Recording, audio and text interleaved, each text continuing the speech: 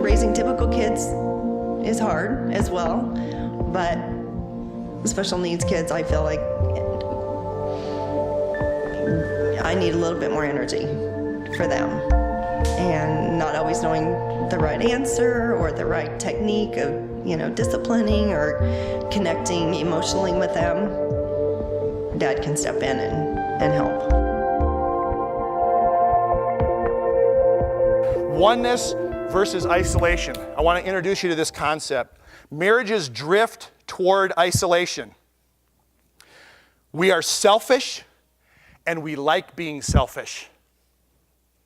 If anything, consciously or subconsciously, gets in the way of us being selfish, we tend to not like it. We call it different things because calling ourselves selfish is not an accepted thing. But we are, and we like it. And what we end up doing, people, is by being selfish, we end up in isolation. We end up by ourselves, even surrounded by people. That's where we would go in our normal default mode. So what happened is God created marriage, and it's His way of putting two people together to mutually complete one another. He said, "It is not good that man be alone. He needs a helper."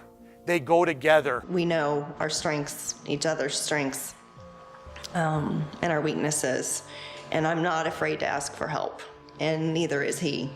We have to tag team this as a couple because there's many times where Kelly's got to come in on me and say, let me handle it from here, or I have to do the same for her, because we know what's pushing our buttons. We tag team a lot. I don't think I understood what that term actually meant until we brought the boys home. The classic, no, never to be topped again. I guess this comes number 2 under Scripture because God said it pretty well. Rocky Balboa, talking with Polly. He's asking her, "What do you see in her?" He goes, "I don't know. She fills gaps." He's like, "Gaps? What's gaps?" "I don't know. She got gaps. I got gaps. Together, we fill gaps." It's exactly what marriage is. Like I said, I'm not afraid to hand him the baton and he can take off running. When I know I need to take a step back, or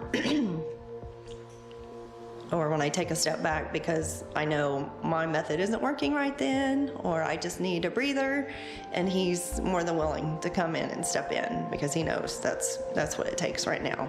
Our marriage and our communication with each other helps us identify those to be able to come in and to help out.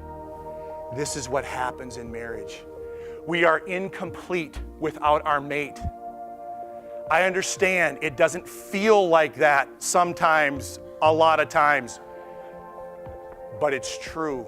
And the more we get our head wrapped around that and accept that for what it is, the gift that we have, the better off that we are going to be.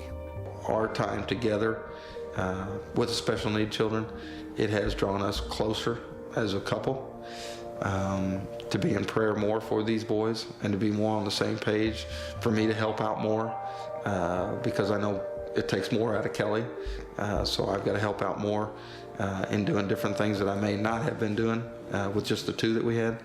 So, again, it has drawn us closer, but I can only say that drew us closer because of the state we were in our marriage, the length of our marriage, our relationship with the Lord, and really that, I believe, is what's helping us parent these boys. Those kinds of things that you can make decisions as a couple, if you can land those things and make a commitment and understand it and say, this is something we're going to do, and not just in understanding each other that way, in saying, how do we talk to each other? Waiting for a calm moment to discuss a situation rather than in the moment to discuss a situation. You learn each other. When you start putting these principles in place, all of a sudden, life doesn't seem quite as tangled. The tangle kind of loosens a little bit. And now all of a sudden, life feels maybe doable. We might actually be able to do this. The realities don't all go away. You might still be isolated. You might still have to adjust to some other realities in your life and in your marriage. But the truth is that with these principles in place, that's where God can work, and He can show you, and you can feel the blessing that He has for you.